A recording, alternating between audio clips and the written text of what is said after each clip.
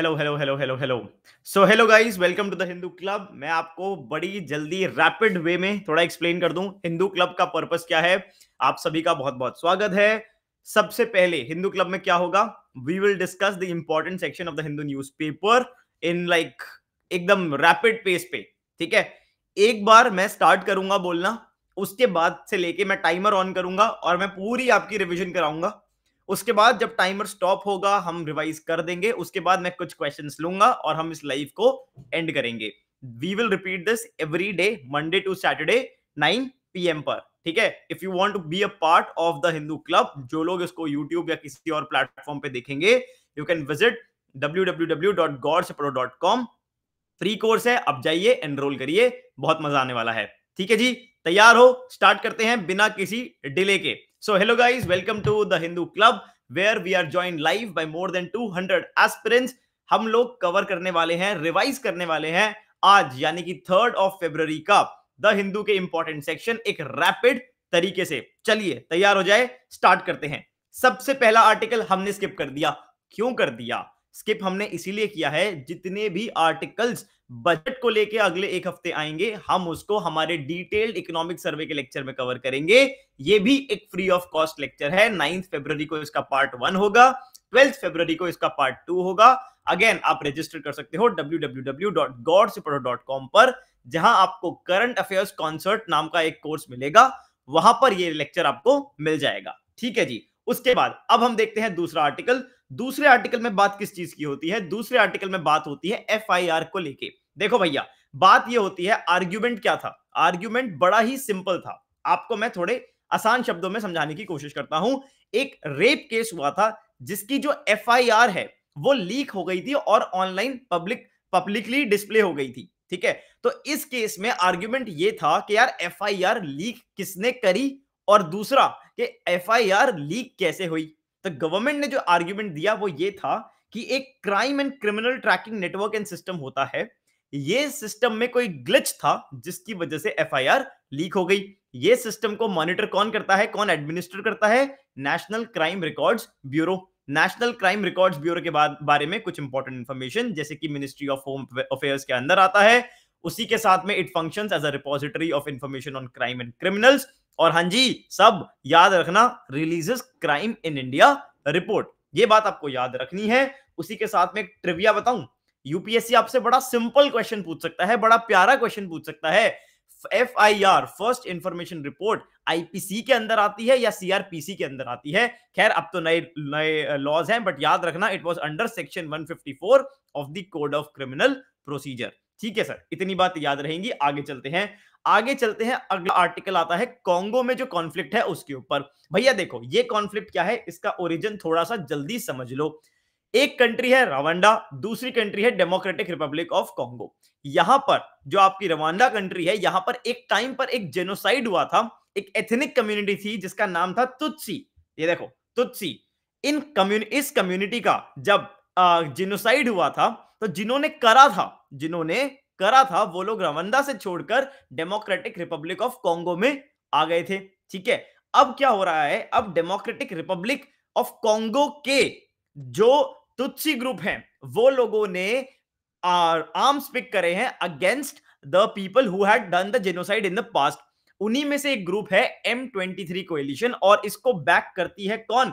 Rwanda की government. तो ये बात समझ आती है क्यों करती है, ऑब्वियसली क्योंकि यहां पर एक टाइम पर जेनोसाइड हुआ था। ठीक है जी, फिर से जो भी बजट और इकोनॉमिक सर्वे से रिलेटेड आर्टिकल्स हैं उनको हम रिवाइज करेंगे सिर्फ हमारे करंट इकोनॉमिक सर्वे के लेक्चर में। ठीक है, उसके बाद आर्टिकल आता है जिसमें नक्सलिज्म के ऊपर थोड़ी सी बात होती है। देखो, यहां पर तेलंगाना गवर्नमेंट ने एक इंसान जिनका नाम है गुमदी विठल राव, ठीक है, उनको पद्म अवार्ड देने का प्रपोजल भेजा, लेकिन सेंट्रल गवर्नमेंट ने कहा कि ये जो थे भैया ये एक माओइस्ट सिंपैथाइजर थे।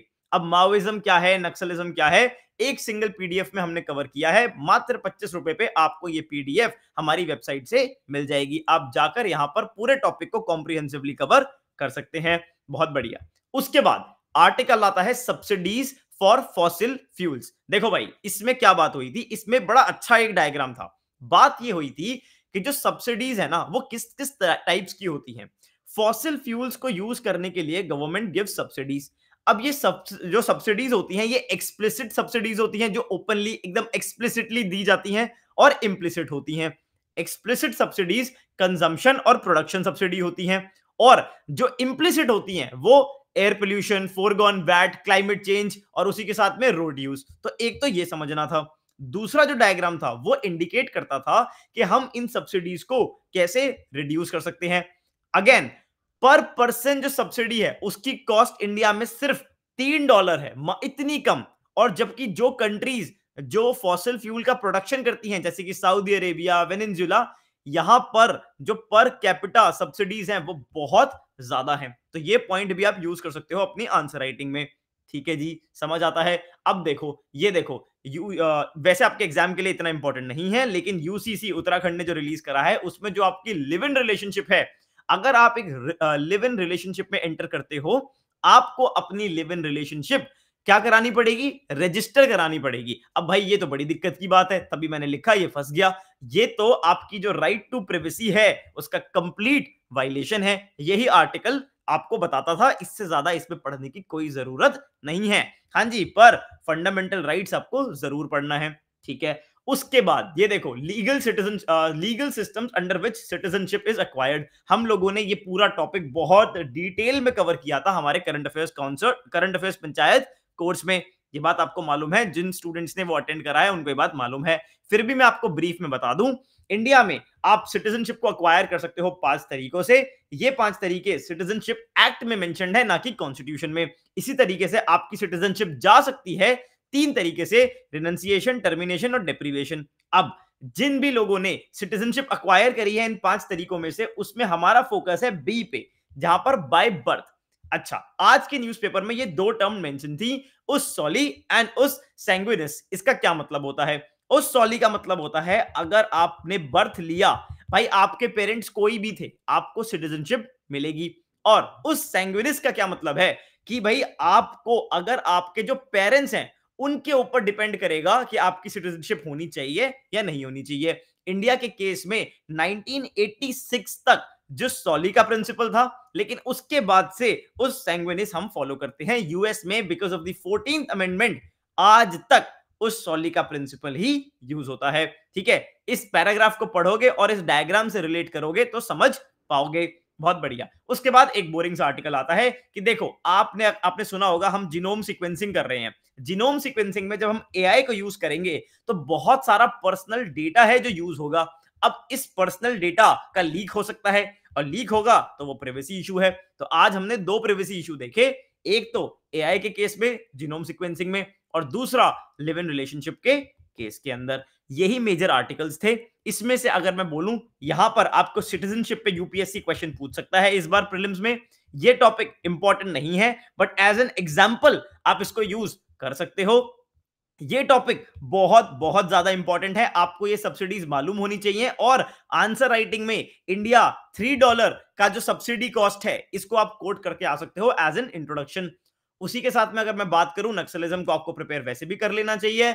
ये टॉपिक आपकी मैपिंग के लिए इंपॉर्टेंट है, इसको देख लेना। और उसी के साथ में ये भी आपका प्रीलिम्स के लिए एक इंपॉर्टेंट टॉपिक है।